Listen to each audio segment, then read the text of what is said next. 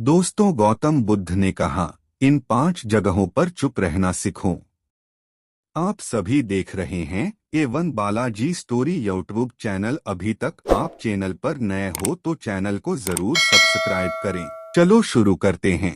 जो लोग बुद्धिमान हैं वह यह जानते हैं कि शब्द हथियार की तरह होते हैं जिनसे किसी को भी बचाया जा सकता है या किसी को भी मारा जा सकता है। अब आप सोच रहे होंगे कि शब्दों से किसी को मारा कैसे जा सकता है। जरा सोचिए, ज्यादातर आत्महत्याओं के पीछे किसका कारण होता है? किसी के पति ने कुछ कहा, किसी के पिता ने कुछ कहा और उन लोगों ने आत्महत्या कर ली। आत्महत्या किसके कारण हुई? वो पीड़ित के मन को इतना दुखी कर गए, उसके मन से वो दुख सहना और ज्यादा बर्दाश्त करना नामुमकिन हो गया और इसी वजह से उन्होंने आत्महत्या कर ली। ऐसे ही आपके शब्द किसी को नया जीवन प्रदान कर सकते। जब कोई आदमी उदास होता है या दुखी होता है तो आपके शब्द उसमें एक नया जोश, एक नया उत्साह भर सकते हैं और एक हारा हुआ आदमी अपने जीवन में एक नई शुरुआत कर सकता है। सिर्फ शब्दों के माध्यम से, हमारी वाणी के माध्यम से। तो अब तक आप ये तो समझ ही गए होंगे हमारे शब्द हमारे जीवन को किस तरह निर्धारित करते हैं, शब्दों में कितनी ताकत होती है और किसी से बात करते वक्त हमें कितनी सावधानी से अपने शब्द सुनने चाहिए। आज की जो बौद्ध कहानी में आपको सुनाने वाला हूँ उसमें आपको सीधे सीधे तौर पर कुछ ऐसे तरीके पता चलेंगे, ऐसी परिस्थितियां पता चलेगी जहां पे आपको हमेशा चुप रहना चाहिए। परिस्थितियों में अगर आप कुछ नहीं बोलेंगे तो वही आपके लिए सबसे ज्यादा बेहतर होगा। पहले कि आप इस कहानी में खो जाएं, इस चैनल को सब्सक्राइब जरूर कर लें। ये कहानी शुरू करते हैं। बार की बात है, युवा लड़का एक बार एक बौद्ध भिक्षु के पास पहुंचा।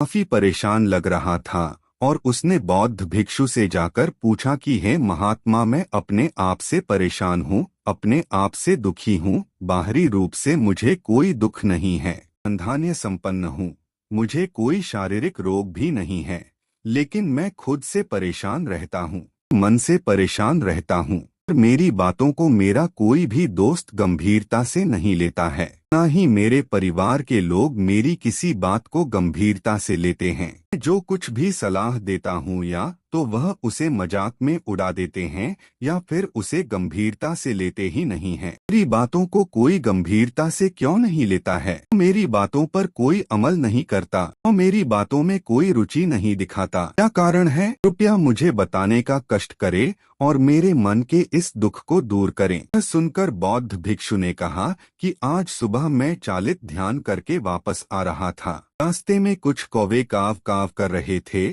और वहीं पर जब मैं चलता हुआ कुछ दूर आया तो मुझे एक मोर की मधुर आवाज सुनाई दी। सुनकर अचानक मेरे मन में ख्याल आया कि कौवे कितना काव काव करते हैं, कितना बोलते रहते हैं, लेकिन कोई भी प्राणी कौवे की आवाज को पसंद नहीं करता। मोर हमेशा सही परिस्थिति के हिसाब से बोलता है। जब भी बारिश होने वाली होती है और बादल गरजते हैं और बारिश होने की आशंका होती है, ऐसे में मोर अपनी मधुर आवाज में गाता है, जो सभी को प्रिय होता है, सभी को अच्छा लगता है।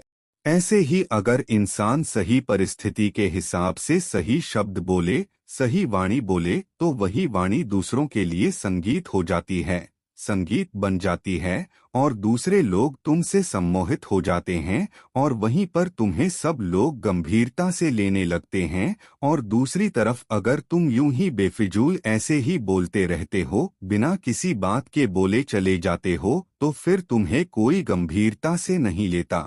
तुम उस कौवे की भांति हो जाते हो जिसकी वाणी कोई पसंद नहीं करता और बाद में तुम्हें दुख होता है कि तुम्हें कोई गंभीरता से क्यों नहीं लेता। इसीलिए अपने शब्दों को बेहद बुद्धिमानी के साथ इस्तेमाल करना सीखो। अगर तुम नहीं सीखोगे तो समाज में तुम्हें कोई सम्मान या कोई गंभीरता से नहीं लेगा। यह सुनकर वो युवा लड़का बोला कि हे महात्मा, मैं जानता हूँ कि मैं ज्यादा बोलने की बीमारी से ग्रस्त हूँ, मुझे इतना नहीं बोलना चाहिए, लेकिन मैं अपने आप पे काबू नहीं रख पाता, और ना ही मैं इतना बुद्धिमान हूँ कि मैं अपने शब्दों को नाप तोल कर बोल सकूं। मैं तो किसी से बात करते वक्त इतना सोचता भी नहीं कि मुझे अपने शब्द किस तरह इस्तेमाल करने हैं। कृपया करके कुछ ऐसी परिस्थितियां बता दीजिए जहां पर मुझे कम बोलना है या फिर बोलना ही नहीं है, हमेशा चुप रहना है। अगर आप मेरा ऐसे मार्गदर्शन कर सकते हैं तो मेरा जीवन आसान हो जाएगा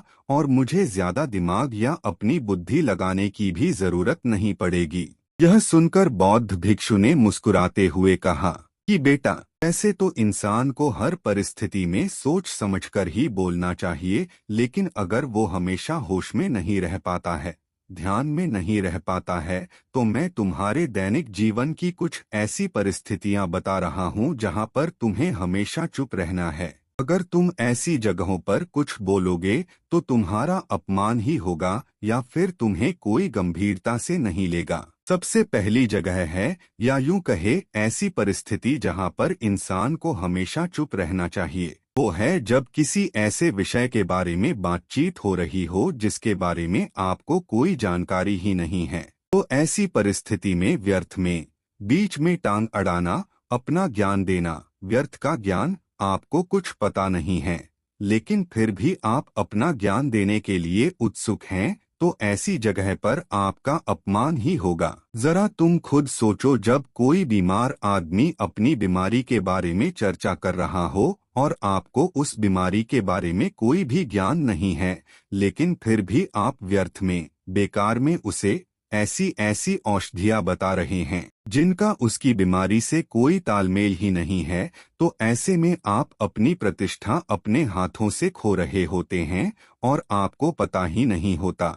ऐसी परिस्थिति में आदमी को हमेशा सुनना चाहिए। ध्यान से सुनना भी एक कला होती है। अगर आप सुनने का दिखावा करेंगे तो कहीं ना कहीं सामने वाले आदमी को ये एहसास हो जाता है कि ये मेरी बात पूरे ध्यान से नहीं सुन रहा है। इसीलिए जब आपको किसी विषय के बारे में पूरी तरह से जानकारी ना हो तो वहाँ पर केवल अपने कान लगाना ही ज्यादा महत्वपूर्ण होता है, ज्यादा जरूरी होता है। आप उस इंसान की बातें ध्यान से सुन सकते हैं और इसी बीच आप दोनों के बीच एक संबंध पैदा होगा और उस संबंध सच्चा होगा, क्योंकि आपने उसके बात को बड़े ही ध्यान से सुना है और इस बात का पता सामने वाले को भी होता है। तो हम बिना कुछ बोले सिर्फ सुनने मात्र से किसी को अपना दोस्त है, अपना मित्र बना सकते हैं। इस बात को हमेशा ध्यान में रखना।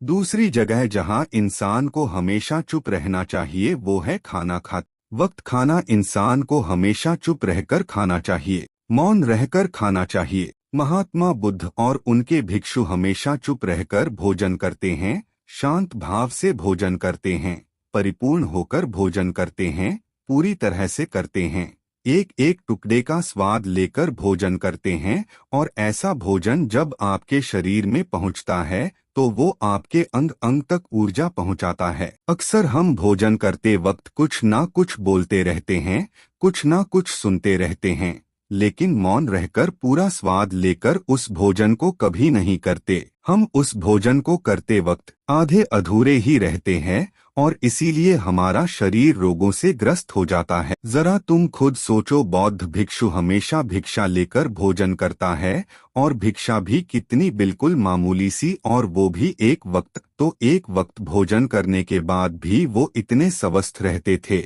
इतने उत्साह, जोश और आनंद से भरे होते थे।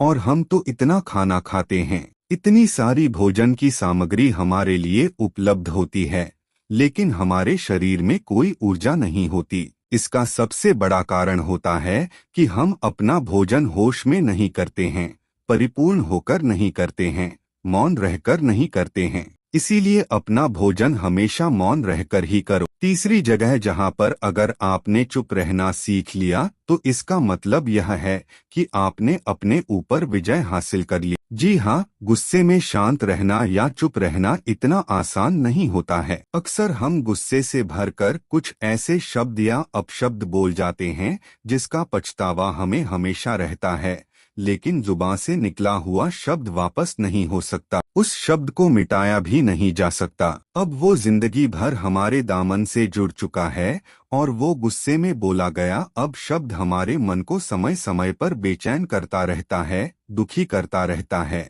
लेकिन गुस्से के वक्त चुप रहना सीखना भी एक बहुत बड़ी कला होती है। गुस्से में आदमी का अपने ऊपर काबू कहाँ रहता है, अपनी इंद्रियों को वश में कहाँ रख पाता है। इसीलिए इस कला को आप तभी सीख सकते हैं जब आप गुस्सा भी होश में रहकर कर पाएं। जब भी आपको गुस्सा आए, आपके दिमाग में सिर्फ एक ही बात आए कि मुझे चुप रहना है, मुझे किसी से कुछ गाली गलौच नहीं करना, किसी को कोई अपशब्द नहीं बोलना। और जब ये विचार गुस्से के साथ जुड़ जाता है और धीरे धीरे ये आदत बन जाता है, तो आप अपने गुस्से को भी काबू में करना सीख जाते हैं। जब भी कभी गुस्सा आए तो किसी को कुछ बोलने की बजाय कुछ शारीरिक व्यायाम करना शुरू कर दो। चलना, भागना, दौड़ना, जिम करना, कुछ भी आप ऐसा व्यायाम कर सकते हो जिसमें आपका शरीर थक जाए। आप पाएंगे कि जब आपका शरीर थक जाता है तो आपका मन भी शांत हो जाता है। आपने उस गुस्से की ऊर्जा को एक सकारात्मक रूप दे दिया और यही बुद्धिमान व्यक्ति की पहचान होती है, जो दूसरों के तानों से भी अपना घर बना लेता है, अपनी कामयाबी के रास्ते निकाल लेता है। वही सच में बुद्धिमान आदमी है जो जहर को भी दवा बनाकर इस्तेमाल करना सीख जाए। वही असली बुद्धिमान होता है। चौथी जगह जहां आप चुप रहेंगे तो आपके लिए वही सबसे ज्यादा बेहतर होगा, वही आपको सम्मान दिलाएगा। चौथी जगह है जब चार लोग आपस में बैठकर बातें कर रहे हों, कोई बैठक कर रहे हो, तो वहां पर जब चार लोग बात कर रहे होते हैं तो चारों लोग एक साथ तो बात कर नहीं सकते। एक बार में एक व्यक्ति बोलेगा और तीन सुनेंगे, तभी वो बैठक कामयाब हो पाएगी, तभी वो चर्चा सही रूप में आगे बढ़ पाएगी। लेकिन अगर कोई आदमी ऐसा बैठा हुआ है जो बीच में ही दूसरे की बात काटकर अपनी बात को ऊपर रखना चाहता है, तो ऐसे में वो चर्चा या वो बैठक आपको कहीं नहीं पहुंचाएगी और चारों लोगों के बीच आप सबसे मूर्ख कहलाओगे। अगर आपको अपनी बात कहनी है, सामने वाले को अपनी बात पूरा करने दो, के बाद अपने विचार रखो। भी एक भद्र पुरुष या फिर कहीं अच्छे आदमी की पहचान होती है। आखिरी जगह अगर हमारे माता पिता हमें कुछ कह देते हैं, हमारे बड़े बुजुर्ग हमें किसी बात पर डांट देते हैं या हमें थप्पड़ भी मार देते हैं, तो ऐसी जगहों पे आपका चुप रहना ही उनके प्रति सम्मान दिखाएगा, उनके प्रति आदर का भाव व्यक्त होगा। अगर आप उनके सामने उनका विरोध कर देते हैं, उनका प्रतिरोध कर देते हैं, तो वो गुस्सा तो थोड़ी देर बाद शांत हो जाएगा, लेकिन वो कही गई बात, वो विरोध किया हुआ शब्द या फिर कुछ भी उल्टा सीधा हमेशा आपके मन को सताएगा और आपके माता पिता को हमेशा यही लगेगा कि आज ये हमारी इज्जत नहीं करता, आज ही हमारी बात नहीं मानता क्योंकि ये कमाने लग गया है, ये बड़ा आदमी बन गया है। ऐसी ऐसी बातें उठेंगी, ऐसे ऐसे तंज कसे जाएंगे। इसीलिए ऐसी जगह पे आप मौन रही है, चुप रहिए, कुछ मत बोलिए, अपने गुस्से को अपने अंदर ही पी लीजिए, कुछ व्यायाम कर लीजिए,